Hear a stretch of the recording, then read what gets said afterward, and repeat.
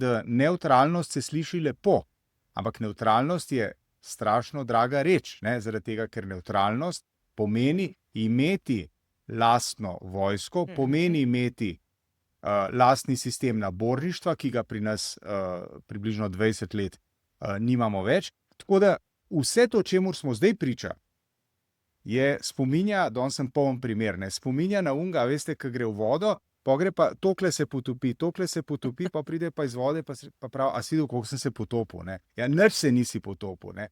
In podobno je s to razpravo. Ta razprava je tokle pod površino, skin deep se reče v angleščini, ne gre nikamor in gre v bistvu samo za vprašanje, kdo bo koga bolj spektakularno nategnil.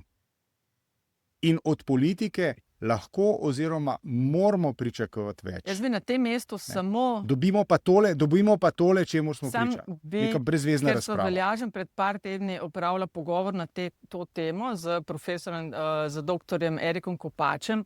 Kakšen je sploh postopek, da greš ven iz NATO in koliko stane recimo nevtralnost, to zelo natančno noter razložimo. V grobem sta dve opcije, Antiša, o tem, o čemer ti govoriš.